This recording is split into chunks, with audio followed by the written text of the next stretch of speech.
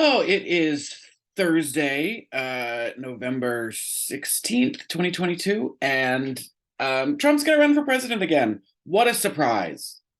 Huge shock to everyone. Wait, is it the 17th? It doesn't matter. It's the 17th.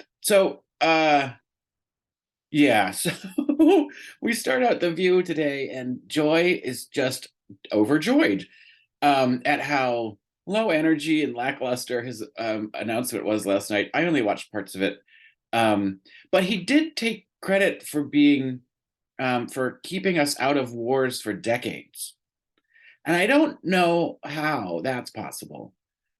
He also took credit for every Republican win, even though he didn't endorse the win people who won. He only endorsed the only ones he endorsed are the ones who lost, except for JD Vance, which is again a giant disappointment in Ohio. But I am agreeing with Anna Navarro here in that we can't just assume he's a joke and that he'll go away. Um, he's much too tenacious and his ego's way too large. He won't, pick DeSantis for a running mate if he gets the nomination. He is not gonna play ball. If he doesn't get the nomination, I'm willing to bet he'll run anyway as an independent and siphon off all those votes from the Republicans, which is great. Um, that's kind of the dream scenario, actually. And Amy Alyssa Farrah Griffin is exactly right. If you put 17 candidates up on that stage again, you're going to end up with Trump as your candidate. So, figure it out. Get yourselves a coalition. Um, you know, the Democrats had to get behind Biden, even though he wasn't our favorite candidate, because it just seemed the most likely that he would be able to beat Trump.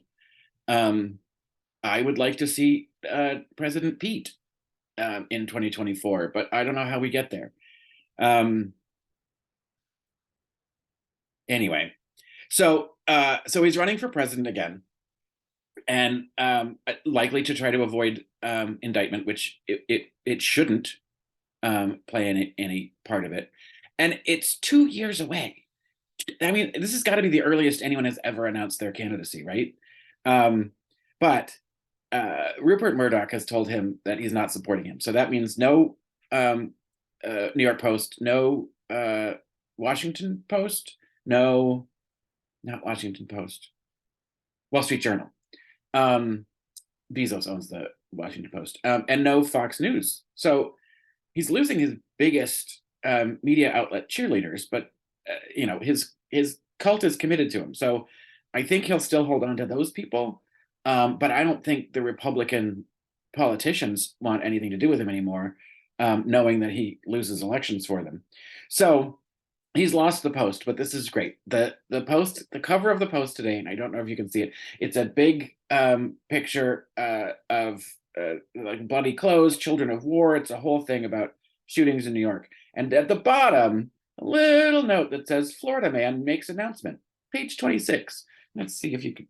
Isn't that the best? Just fucking hilarious. Florida man. So then, wait for it. There is an article on page 26 of the Post. And it's the title, Been There, Done That. I just want to read it to you because it's hilarious. With just 720 days to go before the next election, a Florida retiree made the surprise announcement Tuesday night that he was running for president. In a move no political pundit saw coming, avid golfer Donald J. Trump kicked things off at Mar-a-Lago, his resort and classified documents library. Trump, famous for gold-plated lobbies and for firing people on reality television, will be 78 in 2024. If elected, Trump would tie Joe Biden as the oldest president to take office. His cholesterol levels are unknown, but his favorite food is a charred steak with ketchup. He has stated that his qualifications for office include being a, quote, stable genius. Trump also served as the 45th president. That's the article. Oh, that's some comedy coming from the New York Post.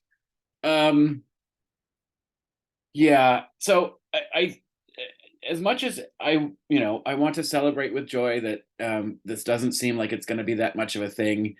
It is going to be a thing, and I think Anna and John Leguizamo are 100% correct. We have got to not take our feet off the gas. We need to go hard for the next couple of years, and follow Elizabeth Warren's example of pressing and pressuring the Republicans to actually pass legislation and shame them when they don't.